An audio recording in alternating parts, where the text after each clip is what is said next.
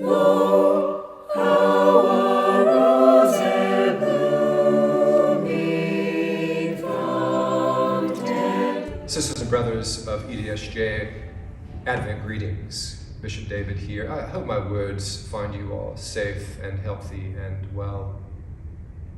Prior to leaving for the East Coast for Thanksgiving holiday to see extended family, which was lovely, by the way, I received a number of communications from you. Those were expressions of hope regarding possible amendments to our recommendations concerning our COVID task force and the positions we have held as a diocese.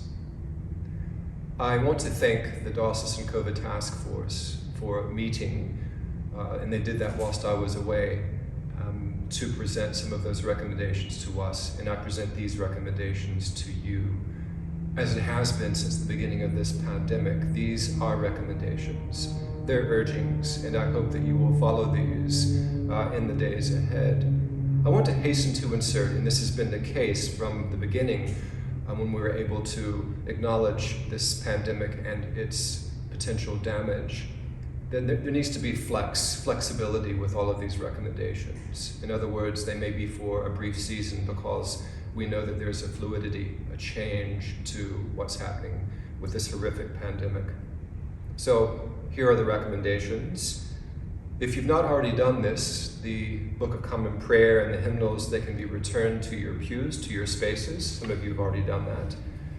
As would be no surprise to you, we continue to urge the wearing of masks, and attached to that is keeping those social distances. One of the things I was hoping to see is that we will invite you now to have congregational choral singing if you are so inclined, again with wearing masks. That's very important. If you use soloists and cantors, they can sing without mask, provided that distance is kept, and I think that that is an important way forward. Some of you also asked about what I call the after-match function or coffee hour. We are inviting you to have coffee hour when not eating or drinking. And again, everyone, the same thing applies with wearing masks and keeping those distances. And we would also recommend, if possible, that those coffee hours take place either outside or certainly in a well-ventilated space. Sunday school, nursery, childcare is permitted, recommended, and that is very important that staff and those volunteers be vaccinated. And we strongly recommend that children and youth be vaccinated as well, and we know those vaccinations are available. As I've said, siblings in Christ, it is conceivable that in a couple of weeks' time or a month's time, I'll come back to you with more amendments, perhaps more conservative amendments or perhaps less conservative amendments, depending on where we are at the time.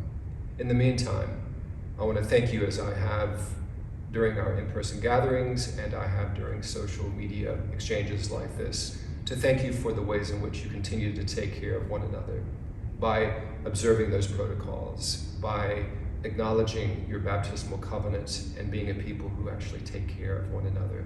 That keeps us alive and it keeps us faithful. Bless you, 3 times bless you, and I pray that this continued adventure during the season of Advent will be full and will be lovely for everyone involved. Peace.